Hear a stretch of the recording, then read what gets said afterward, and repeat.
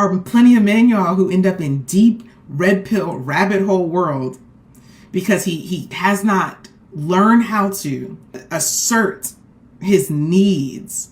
Hey, so I saw what you said, and there's a reply that I want to give to this. So hear me out here. As a person, as a man who's spent time in these red pill spaces, I understand definitely what you're saying. You're not wrong at all. We've had conversations about this offline, so you're right. If you stay there too long without that intent to want to heal and get better, you're going to fall into an endless loop of rage. I think, though, there's a piece that's missing that's not discussed in these type of conversations, and that's compassion. Not every man enters these spaces because they're hiding from real life. They are out here doing their thug thizzle, hustling and bustling, and still trying to find space in their life to be with someone and create that special bond. And they're trying to make sense of it. For a long time, relationships were taught as something very simple. You do this, you get that. But today, these rules aren't clear anymore.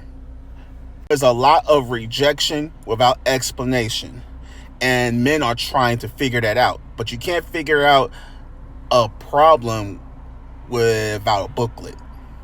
There's effort that is not translated into respect. So men are out here often just throwing stuff in the dark and not seeing any product from it. There's confusion about what actually works.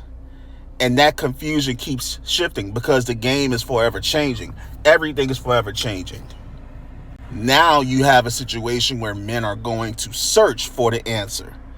They're searching for a language that they can understand this problem that they're facing. And it's not just for fantasy. They're trying to find this language that represents pain that they were never taught how to articulate.